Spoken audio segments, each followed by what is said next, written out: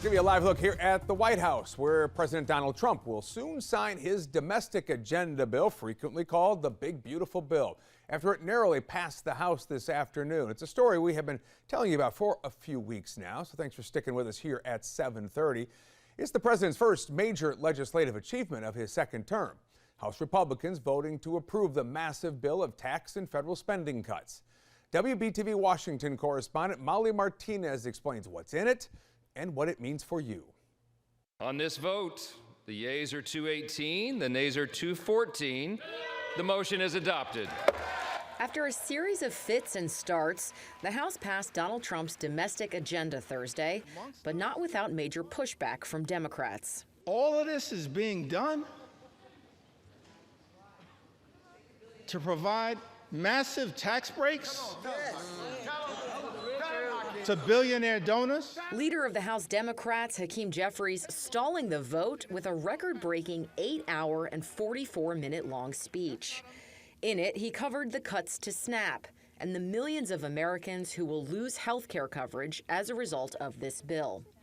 Las Vegas Congresswoman Susie Lee says even the benefits of the bill, like no taxes on tips, come with a catch.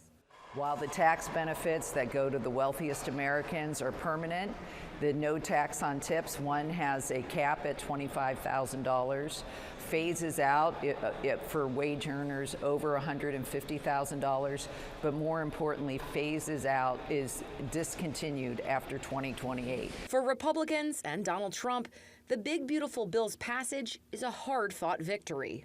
The President of the United States is waiting with his pen.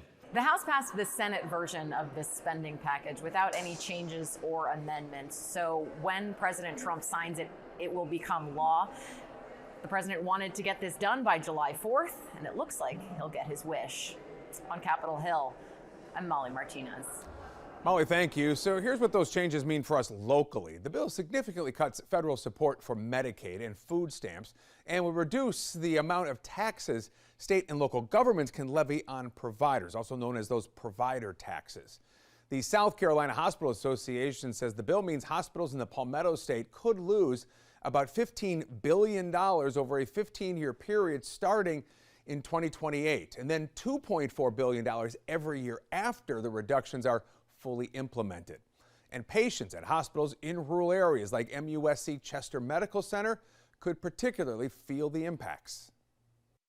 Because Chester Medical Center in a rural county has a disproportionate share of Medicaid patients or either underfunded patients that we care for, and so those payments through programs like Medicaid are vitally important to us to keep a hospital like Chester Medical Center, or many hospitals in South Carolina, frankly, functioning well.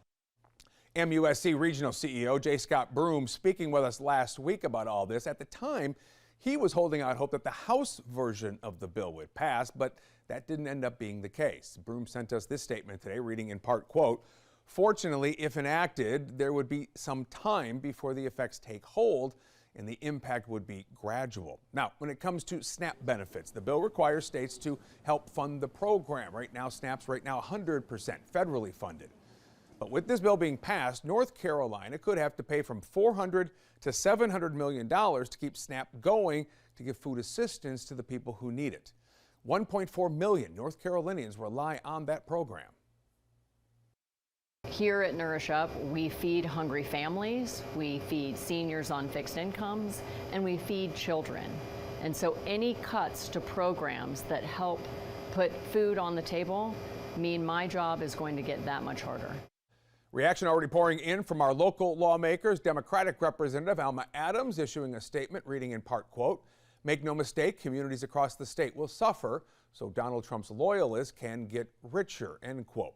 Republican Representative Mark Harris also releasing a statement. It reads in part, "While this bill isn't perfect, I'm proud of my fellow conservatives for negotiating hard to ultimately achieve a bill with the largest cost savings in our nation's history," end quote. We'll continue to keep tabs on when these changes take effect and what they will mean for you. All right, back to the